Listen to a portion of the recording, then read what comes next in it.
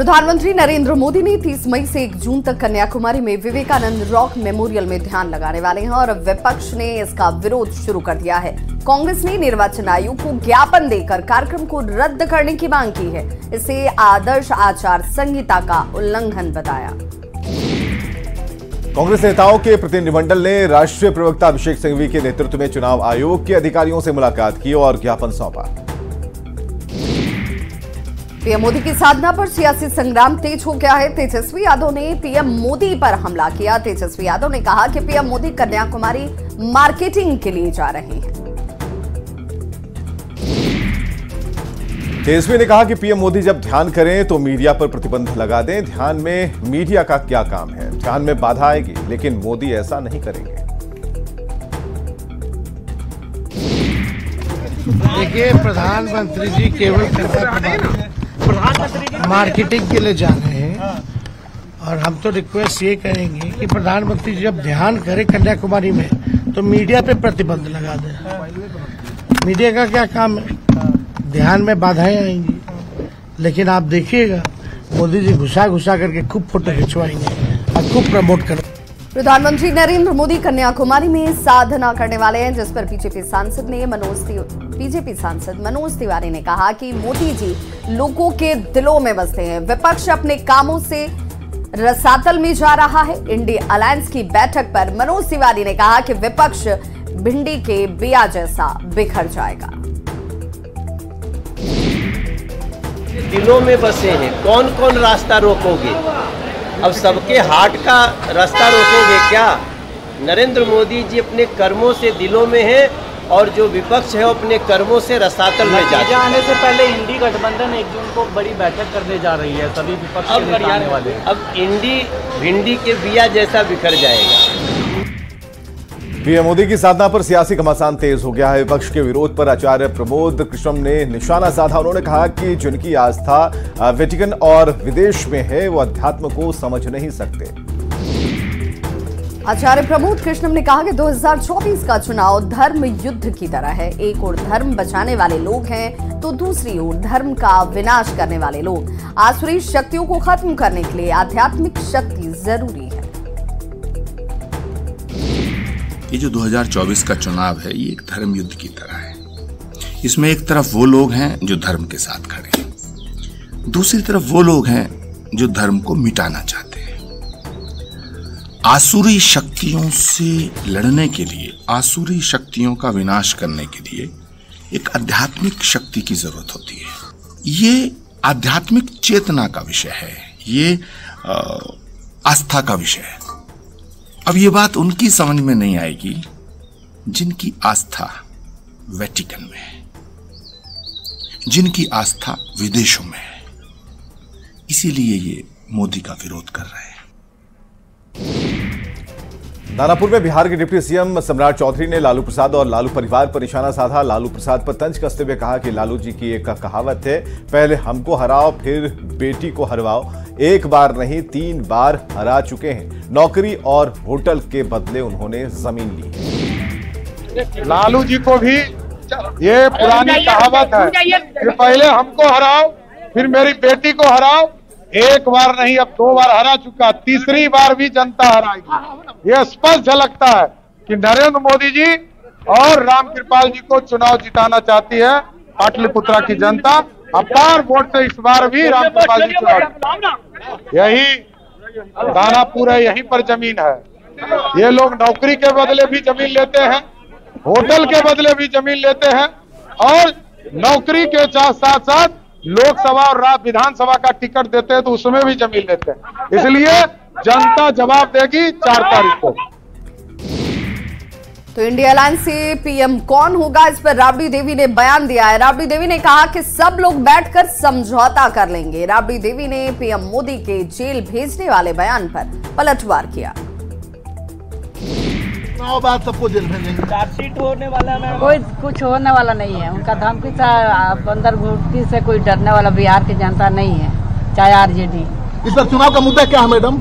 चुनाव का मुद्दा विकास है, बेरोजगारी। चुनाव का रोजगार, विकास, महंगाई, किसानों की आय बढ़ाने के लिए तो यही सब है मुद्दा हमारा। इस बार कितनी सीटें जीत रही है आपकी पार्टी इंडिया? सब सीटें हम लोग के इंडिया सब 300 पार। तो अभी भी कह रहे हैं 400 पार हो जाएगा मैडम। 400 पार हो जाएगा, 300 पार हो जाएगा। आप लोगों का देखिएगा पूरा देश भर में लोग पलट गया है, देश के लोग पलट गया है। सरकार बनेगी, सरकार बन जाएगी, महागठबंधन के सरकार बन जाएगी। प्रधानमंत्री कौन होंगे? सब बैठ के बस समझौता कर लेगा।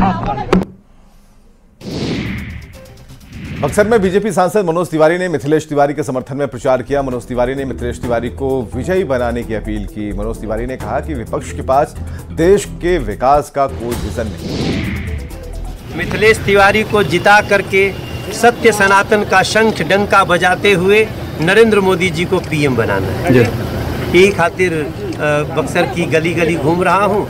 आज गुदरगावती, रामगढ़, नुआव, चौसा ये सब होते हुए बक्सर तक आए। एक शंखनाद कार्यक्रम। केंद्रीय गृह मंत्री अमित शाह ने यूपी के वाराणसी में काशी विश्वनाथ मंदिर में पूजा अर्चना की। साथ ही अमित शाह काशी के कोतवाल कहे जाने वाले काल भैरव मंदिर भी पहुंचे और इसके बाद अमित शाह तमिलनाडु जाएंगे। दरअसल काशी में अंतिम चरण में चुनाव है और यहां से पीएम मोदी चुनावी मैदान में है और ऐसे में बीजेपी के तमाम बड़े नेता इस वक्त वाराणसी में डेरा डाले हुए हैं। यूपी के सीएम योगी आदित्यनाथ ने हिमाचल प्रदेश के मंडी में रैली की। उन्होंने बीजेपी उम्मीदवार कंगना रनौत के लिए वोट मांगा। इस मौके पर सीएम योगी ने विपक्षी दलों पर जमकर वार किया। उन्होंने कहा कि ये चुनाव राम भक्तों और राम द्रोहियों के बीच है और कांग्रेस की मंशा पूरी नहीं होने देंगे। सीएम योगी ने कहा कि कांग्रेस को वोट देना मुस्लिम लीग को वोट देने जैसा है। उन्होंने कहा कि जिसे पाकिस्तान अच्छा लगता है वो वहीं चले जाएं। लोकसभा के अंतिम और 7वें चरण में पटना साहिब और पाटलिपुत्र लोकसभा सीट पर वोटिंग होनी है, जिसे लेकर जिला प्रशासन ने तैयारियां पूरी कर ली हैं। सभी बॉर्डर पर सघन जांच तेज कर दी गई है। जिले में आने वाले सभी वाहनों की जांच की जा रही है। सीतामढ़ी में मतगणना को लेकर सुरक्षा के सख्त प्रबंध किए गए हैं। डुमरा के इंजीनियरिंग कॉलेज में बने स्ट्रांग रूम में कड़ा पहरा है। सुरक्षा का जिम्मा अर्धसैनिक बलों के हवाले है। सुरक्षा को लेकर स्ट्रांग रूम में सीसीटीवी कैमरे लगाए गए हैं। 3 लेयर में सुरक्षा कर्मियों की तैनाती है। पाठक के आदेश पर आक्रोश साफ तौर पर अब शिक्षकों का भड़क उठा है। आदेश पर शिक्षक संघ का आक्रोश देखने को मिल रहा है। शिक्षकों को छुट्टी नहीं दिए जाने से अब तमाम शिक्षक नाराज हैं। इन शिक्षकों ने कहा कि संवेदनहीन हो गया है शिक्षा विभाग। बच्चों की छुट्टी और शिक्षकों की ड्यूटी आखिर ये कहां तक सही है। सुबह 6 बजे से 1:30 बजे तक शिक्षक आज भी ड्यूटी कर रहे हैं। लगातार अलग अलग जिलों में शिक्षक के बेहोश होने की खबरें आ रही हैं। कई स्कूलों में पंखों की व्यवस्था भी नहीं है। भीषण गर्मी है और शिक्षकों की जान लेने पर यह विभाग लगा, ये कहना है शिक्षक संघ का। 1 जून को आखिरी चरण की वोटिंग होगी, जिसे लेकर तैयारियां जोर से चल रही हैं। भीषण गर्मी को देखते हुए पोलिंग बूथ पर खास इंतजाम किए गए हैं। बूथ पर फैन, शेड, नींबू पानी और मेडिकल सुविधा दी जाएगी। दूर दराज के वोटर को बूथ तक लाने और घर पहुंचाने की भी तैयारी है। सभी व्यवस्था कराया हुआ उसमें। वहां पर परमानेंट शेड भी रहेगी, पानी की व्यवस्था रहेगी, वहां पर नींबू पानी देने के लिए भी व्यवस्था किया हुआ गर्मी का देखते हुए उसी को। वहां पर मेडिकल फैसिलिटी भी रहेगी। इसलिए उनका वो समय है, समय के अनुसार उनका 7 से 5 बजे के बीच में कभी भी आके अपने मताधिकार का प्रयोग कर सकते हैं उसमें। बाकी दूर का वोटर है, वहां पर कुछ बूथ पर वोटर थोड़ा सा दूर से है, वहां पर हम लोग का गाड़ी का भी व्यवस्था करके कराया गया उसमें। बिहार में पिछले 1-2 हफ्ते से भयानक गर्मी पड़ रही है। उत्पीड़न करने वाली हीट वेव है और इससे लोग बेहद परेशान हैं। गर्मी कम होने का नाम नहीं ले रही और बिहार में जो अधिकतम तापमान है वो सामान्य से करीब 8 डिग्री सेल्सियस से ऊपर दर्ज किया जा रहा है। मई को ऐतिहासिक तौर पर देश का सबसे गर्म महीना माना जाता है और इस साल तापमान ने सारे रिकॉर्ड तोड़ दिए हैं। पिछले कई दिन से बिहार में रिकॉर्ड टूट रहे हैं। मौसम का नया पैमाना सेट हो रहा है। दिन का तापमान तो जला ही रहा है, रात का बढ़ता पारा भी शरीर को झुलसाने लायक है। लोग रात में ढंग से सो नहीं पा रहे, इससे उनका पूरा दिन खराब हो रहा है। रात का ठंडा ना होना यानी अगले दिन और ज्यादा गर्मी, इससे शारीरिक दिक्कतें हो रही हैं, मानसिक समस्याएं भी पैदा हो रही हैं।